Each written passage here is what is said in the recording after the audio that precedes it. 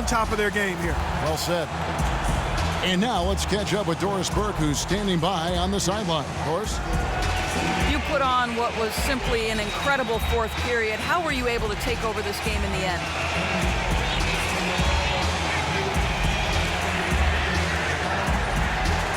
Yo, Doris, you know I'm always able to take over. Come on. Sometimes I even have to wait around and lay low for a few quarters. Just so things are a little more dramatic in the fourth, you feel me? Yo, I know drama, and I like to keep it fun for the fans. That's just me, baby.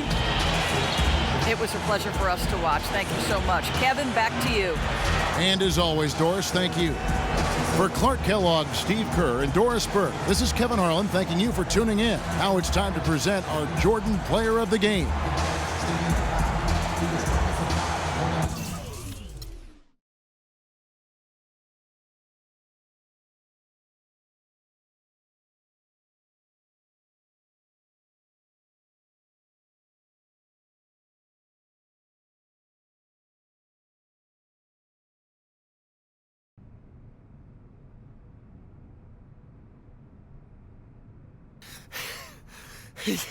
Don't you ever knock?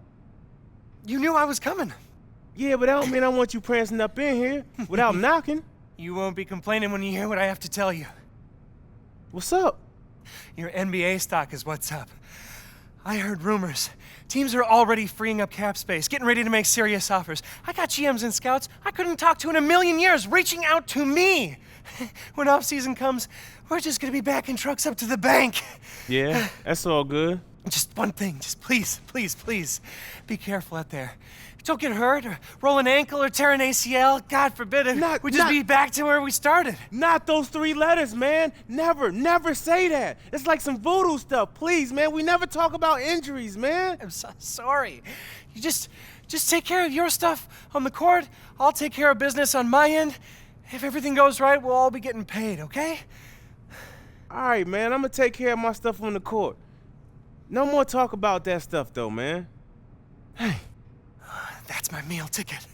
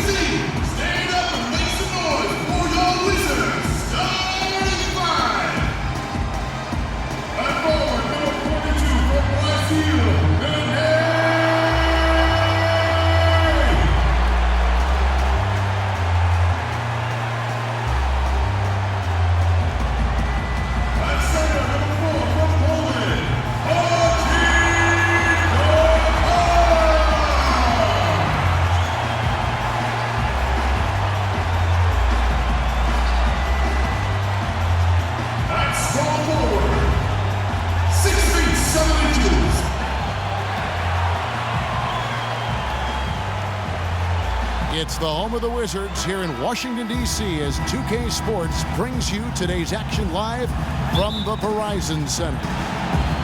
And the Wizards on friendly ground as they continue this homestand. They have had some success, but still a lot to prove, sitting 14 games out of the top slot. Kevin, their offense is really ramped up. I mean, the ball movement is crisp, the shot selection is outstanding, and guys are playing with freedom and confidence that you love to see in a high-octane offense. Yeah, they have had some fireworks there lately. I mean, this is a team that is fun to watch, and they are really clicking at the offensive end. We've got a chance here to set the floor, courtesy of Gatorade, all fueled up and ready to go for this one. And Charlotte looking at who they've got. MKG and Marvin Williams holding down the forward spots. Walker runs the point with Stevenson flanking him. And it's Jefferson in at the 5 down low. Al Jefferson is the mayor of the left block. Has that signature right-handed jump hook, which is virtually impossible to stop. Kind of like a one-handed push shot if you compared it to anything, but with his size and really high release, it's still hard to get to if you're defending. Here's Walker after the made shot from G. Here's Williams, lays it up and banks it in. That was some skill there. Nice use of the bounce pass. Washington with the ball. They defeated Indiana in their last game. You know, so often in the NBA we talk about how you have to earn your points the hard way, but it didn't seem like that was the case. Everything came pretty easily. Too many of their points came the easy way, Steve. You're right. On dunks and layups against a defense that didn't really put up much resistance. And Jefferson can really palm the basketball. Big hands. And Steve, don't you think that helps his control on that jump hook? Oh, yeah, no question. The ability to gather and go up with one hand, you know, leaving the other hand free to ward off the defender. It's a big reason why he's got such a low rate of turnovers for a go-to scorer down on the block. Here's G after Al Jefferson's score. And again, shot good from G. G's got 8. And with the way he's burst onto the NBA scene with his play, you have to think this upcoming summer will be a long one for him. He'll be high on a lot of teams' free agency lists. Well, teams might have missed on him or passed on him during the draft, but I don't think they'll make that mistake again with him hitting free agency.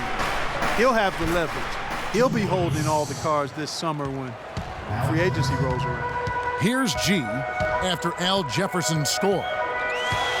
G dishes to Beal. There's the pick. Outside Pierce.